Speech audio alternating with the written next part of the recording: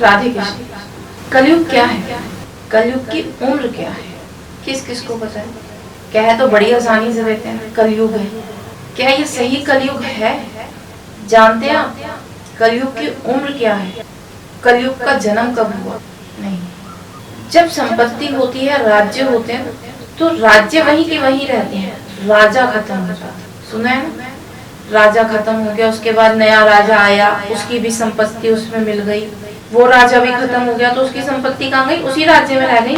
ऐसे राज्यों का समूह हुआ, बहुत सारे राज्य एकत्रित हो गए। और ये सब जीता किसने? राजा परीक्षित ने। राजा परीक्षित जो थे वो बहुत बड़े और महान राजा थे, जिन्होंने कभी कोई पाप नहीं किया था। सिर्फ एक गलती हुई थी, पाप नहीं था, गलती हुई। जब उन्होंने वो राज्य जीता तो उस राज्य की आभूषणों की, राज्य की, सबकी सफाई की गई। जब वो सफाई हुई तो वहां पे एक बहुत बड़ा सोने का मुकुट निकला। क्या निकला? एक सोने का बहुत बड़ा मुकुट निकला। और वो मुकुट किसका था? वो एक बहुत ही खराब राजा का मुकुट था, जो लोगों को मारकर, उनकी धन दौलत लूट कर, चोरी से, डकैती से, एकत्रित किए हुए धन से वो मुकुट बनवाया गया। और वो राजा उसे पहनता था, और जब वो मरा तो वो खजाने में चला गया। और जब खजाने की सफाई हुई तो वो मुकुट निकला, जिसे साफ करके राजा परीक्षित को पहनाया गया। अब वो सुना है ना, जैसा खाओ अन्न वैसा होगा मन। सुना है ना? जैसा खाओ अन्न वैसा होगा मन, या फिर जैसी संगत वैसी रंगत। तो जब वो पापी राजा का मुकुट था, वो जैसे ही परीक्षित के सर पे रखा गया, राजा परीक्षित के, तो उनका दिमाग भी कुछ कुछ वैसे ही चलने लगा। क्या हुआ? उनका दिमाग भी कुछ कुछ वैसे ही चलने लग गया। अब उनके मन में आया जिंदगी में पहली बार कि मुझे क्या करना है?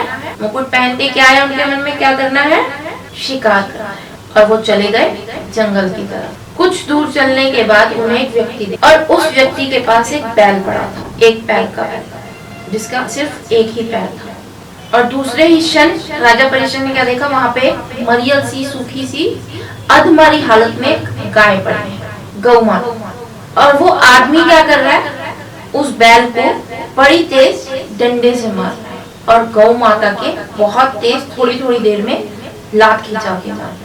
राजा को ये देख के बड़ा क्रोध आया। बोले, मेरे शहर में, मेरे गांव में, मेरे राज्य में ऐसा कार्य? वो उस व्यक्ति के पास गए और बोले, तुम कौन हो?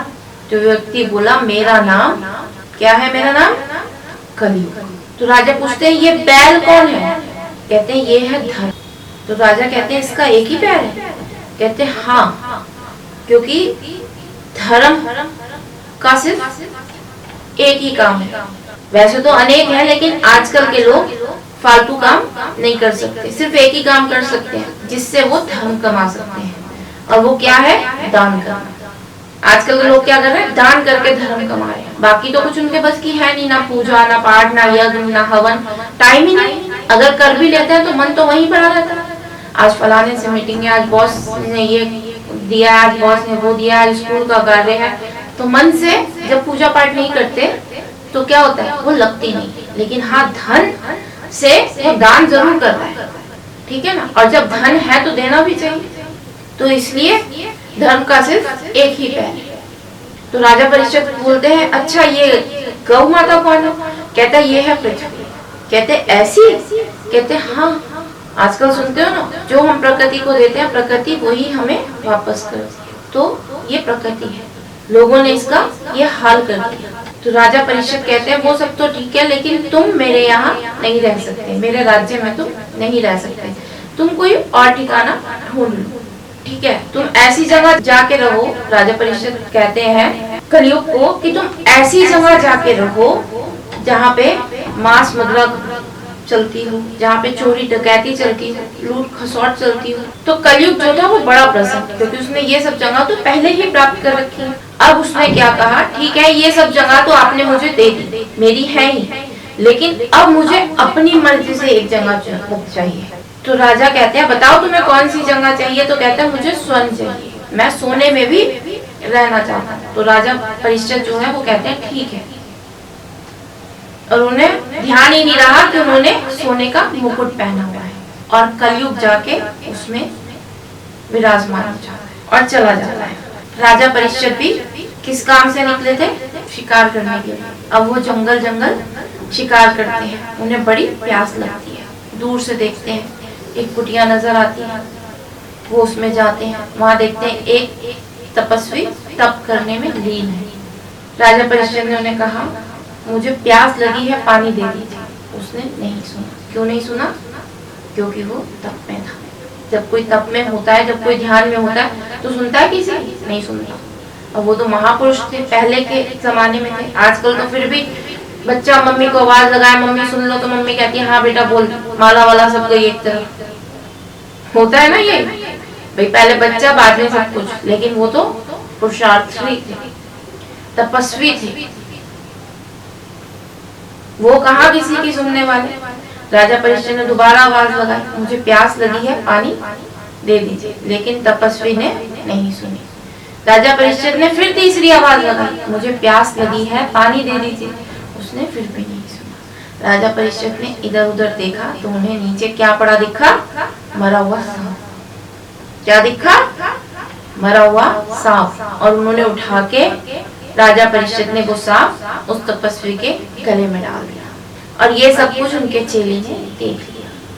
चेला गया भागा भागा और तपस्वी के पुत्र को जाके सब सारी घटना बता दी कि ऐसे ऐसे तुम्हारे पिताजी के साथ हुआ है। अब पुत्र ने ना आओ देखा ना ताओ, और वहीं से खड़े खड़े उन्हें श्राप दे दिया कि आज से ठीक 7 दिन बाद तक्षक नाम का सांप तुम्हें डस लेगा। क्या दिया? तक्षक नाम का सांप तुम्हें डस लेगा और तुम्हारी मृत्यु हो जाएगी 7 दिन। अब तपस्वी जी ने आंखें खोली, उनको पता चला ऐसा ऐसा हुआ है। उन्होंने सबसे पहले तो अपनी आंखें बंद की और देखा कि श्राप किसे मिला है। जब उन्होंने पाया कि राजा परीक्षित को मिला है तो वो बड़े भुचक्के हुए, क्योंकि राजा परीक्षित तो अच्छे इंसान थे, बहुत पुण्य किए थे उन्होंने, कोई भी पाप नहीं किया था, गलती की थी। गलती क्या की थी कि उन्होंने बिना सोचे समझे कलयुग को वरदान दे दिया कि तुम जाके स्वर्ण में विराजमान हो जाओ, सोने में रहने लग जाओ। सिर्फ एक उनकी ये गलती थी।